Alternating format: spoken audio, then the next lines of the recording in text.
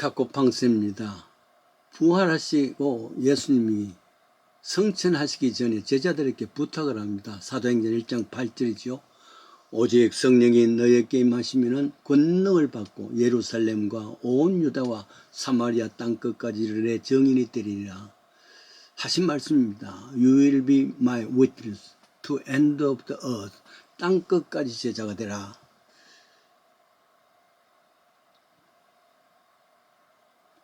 제자들은 사실 유대, 예루살렘, 사마리아 등은 익히 듣고 알지만은 직접 가보게 되겠지만은 땅끝이라는 개념은 생각했을까? 저들은 대부분 유대 땅을 떠나본 일이 없습니다. 다른 나라 여행은 경험이 없는데 땅끝과 지리적으로 개념이 무시했을 겁니다. 나중에 세계인 사도 바울이 로마, 스페인, 그리스, 소아시아 지리적인 확증을 넓혀서 복음을 넓게 펴져갔을 겁니다. 저는 지금도 감사한 것은 사역했던 40년 동안 되돌아보면은 시작은 미약하고 겨자씨보다 작은 교회를 출발했는데 하나님께서 이 교회에 세상을 맡겼다.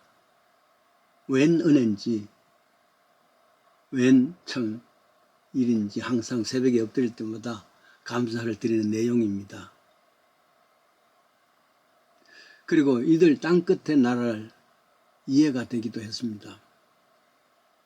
함부로 갈 수 없었던 북한도 갔다 왔습니다. 중국,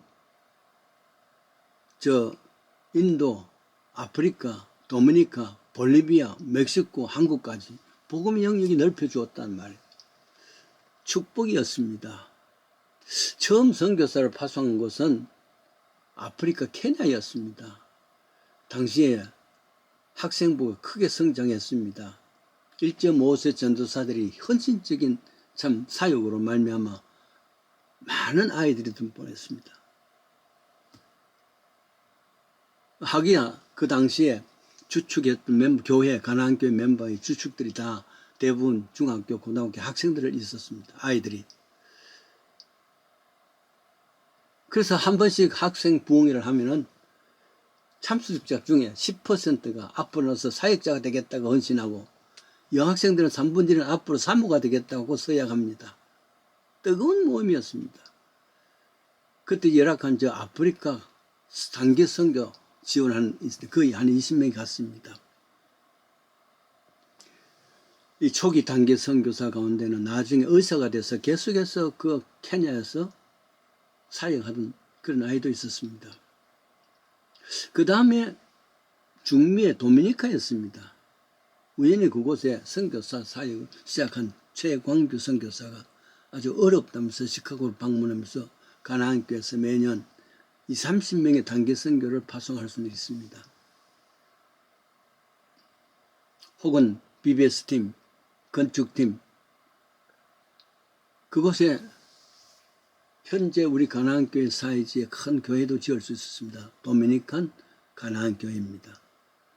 나중에 건축팀들이 매년 가서 교실 하나씩 지어서 그 주에서 제일 큰 신교 초등학교 된 겁니다. 나중입니다. 여기서 자라는 아이들이 대학을 졸업을 하고 신학생이 되겠다고 MD비니티 신학교를 처음 개설을 하기도 했습니다. 도미니카에서는 첫 번째로 있는 MD비니티입니다. 약 10대 명의 지원자들이 있었습니다. 오픈 세미나에 제가 강사로 가서 오픈했던 기억이 납니다. 이후에 칼빈 주석이라든지 이 신학교 도서관에 필요한 것도 많이 보냈기도 했습니다. 제일 선교의 꽃을 피운 곳은 제 생각에는 남미 볼리비아의 선교 때입니다. 남경 선교사가 당시에 IMF로 인해서 한국에서 선교 자금이 후원금이 끊기자 귀국하려고 그랬습니다. 그때 마침 시카고들에서 그러면 우리 가나안교와 연결하자. 그래서 가나안 파송 선교사가 됩니다. 후원하기로 약속하고 매년 30명에서 50명 가까운 선교팀을 보냈습니다. 의료팀, BBS팀, 건축팀, 이용팀 이렇게 보냈습니다. 수도 라파스에 있던 대학은 포기하고 저 중부의 코차반바라는 곳이 있습니다. 그곳에 가나안 교회도 건축하고 가나안 학교도 건축하고 가나안 병원 속속 세워졌습니다. 마침 또 가나안 학교는 전성평 장로 부인을 기려하면서 전체 헌금을 했습니다. 그래서 이름도 가나안 정년학교라. 그 학교 처음 컴퓨터 시설도 갖춘 3층 건물로 초중고 학생들이 300여 명이 등록하고, 병원은 가나안 병원은 간호사 2명 외에 외과, 내과, 부인과 등 4명, 사무장 등 교회에서 선교비로 운영했습니다. 그 외에 현지 주민들이 알토 지역이라는 곳은 주로 이제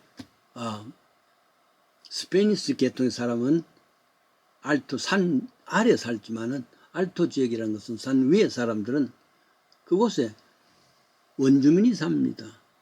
원주민들은 그곳에 수도 시설이 없기 때문에 하늘에서 내려오는 그 비로소 살고 있는데, 그게 수도 펌프 시설을 해주는 그런 사역이었습니다.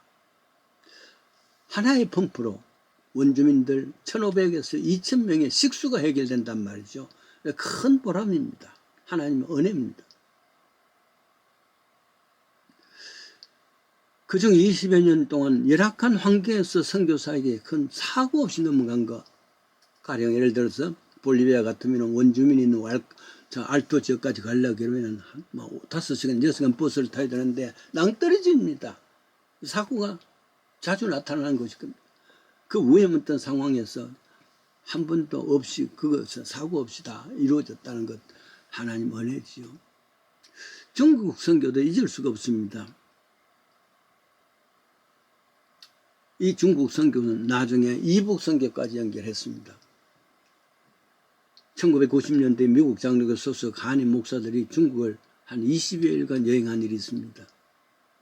이때 선교사 한 사람 만나서 중국 선교를 담당하게 하고 그곳에 교회당도 짓고, 직접 제가 가서 4일간 부흥회도 했습니다만 병원 선교, 학교 선교, 그동안 잊지 못하는 것은 북한 선교까지 했습니다. 한참 어려울 때 1994년입니까?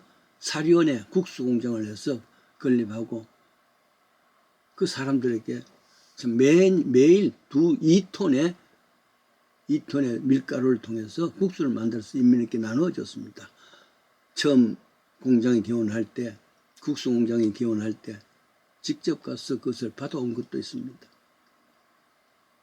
이렇게 한 10여 년 동안 이북 선교를 하다 보니 인민위원회에서 감사장을 보내온 것도 있습니다. 멕시코 선교는 당시에 나이 많은 아론 한나 회원들이 직접 가서 밴을 보내기도 하고 초초 가나안교도 세우고, 인도에는 영어부가 가서 컴퓨터 선교를 했습니다. 은퇴 쯤 되어서는 한국의 전라도에 5개 교회를 서포트하는 그런 일도 있습니다. 은퇴 후에 이들 선교지를 돌아봐야 되겠다는 것이 꿈이었는데, 그 꿈은 미국 장로교에 문제 생기고 교회가 나올 때 그때 모든 것이 다 헛사로 되었습니다만, 지금도 생각하면 내가 목회하는 가운데 40년 목회 가운데 이 선교 사역이 참 활발하게 이루어졌다는 것에서 감사를 드립니다. 땅 끝까지 이르러 내 정인이 되라 하신 주님의 말씀을 순종했던 것을 기억합니다.